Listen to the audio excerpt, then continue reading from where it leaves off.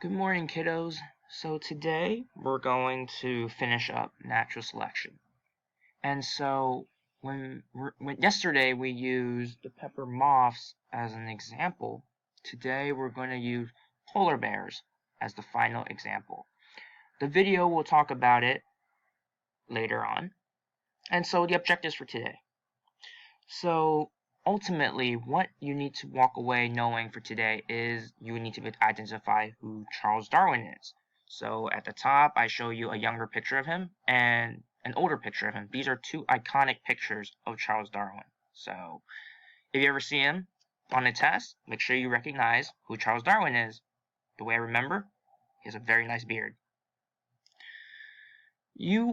Students will be able to identify natural selection through the origin of the polar bear. So today, example is going to be the polar bear. We're going to talk about natural selection. Behavior objectives. Once again, respect, responsibility, and academic honesty. So, I'll hold you accountable for everything. Once again, vocabulary. Review it when you need to. If you need an audio copy of me explaining it, Monday's video will explain it. And so, for today, natural selection, the big picture. So today we're going to connect natural selection with evolution. So evolution is the change of species over time. And so it takes a long time for a species to change from point A to point B. And so it takes generations. An example would be the polar bear. Polar bear's ancestor is not white.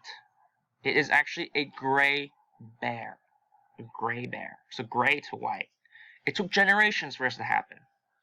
As shown by this picture, you're going to see this. It's going to be explained in the video. First generation, second generation, third generation, nth generation. Nth means unknown. So it took generations. This could be 1,962 generation. We just don't know. So the first generation, look very carefully. This bear is clearly not what you think a polar bear is. That is probably just a gray bear. Second generation, oh my. It's not as gray as its parents, but it's much more lighter. So this bear was born with lighter fur. It's not white yet. And it's probably not a polar bear. Third generation, much more defined, much more white. And so on and so forth. Now, what is causing this new species, the polar bear, to appear? It is through the steps of natural selection. And so, we talked about the first step, overproduction. It is just reproduction. Make babies. The babies, step number 2, have variation. There's a variety of traits. Now, this variety in this example is the whiteness of the fur. Some offsprings are more lighter in fur. It's lighter color. And so each offspring has a degree of success. It could be very successful, so it's like really good at hiding and it can catch food, or it's pretty bad at hiding. And then like a bunny was like, fam, you are definitely a gray bear standing in snow, so I am definitely not coming near you. So, variation. There's a variety of traits which influence success. Now, this variety of fur will result in 1, competition. How good are you at hunting? Because everyone is going to be trying to hunt the limited amount of food in the Arctic. And selection, the environment. The Arctic is always going to be white out snow condition. It's going to be white because there's snow everywhere. So that is the pressure the environment is putting on the bear. And ultimately, in the end, are the offsprings able to survive long enough to achieve adulthood? And once they become adults, it's their time to become parents. And they're going to have babies. And the cycle repeats. And so, over these generations, each generation has its own natural selection cycle. And so, through repetition of this cycle, the one in this situation with the lighter color fur, so the whiter the fur got over time, the more successful that bear was. Until finally, over I don't know how many years, it probably took like tens, hundreds of thousands of years, eventually the bear becomes so distinct, so unique, that you can say this is no longer a gray bear. This is a polar bear. And so that is how natural selection causes evolution of species. It took quite a while. And so, that is me explaining the concept. I have a video that will explain this probably better than I can. And so I took your data, and so some of you prefer me to experiment with this, putting the questions in the video. So I have this website called Edpuzzle.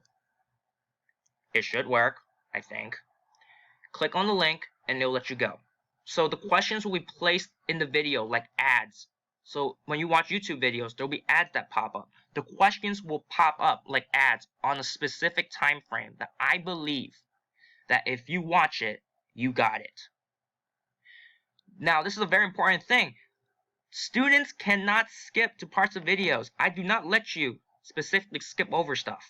Because in the end, if you skip over something, you probably won't get what you need to answer the questions.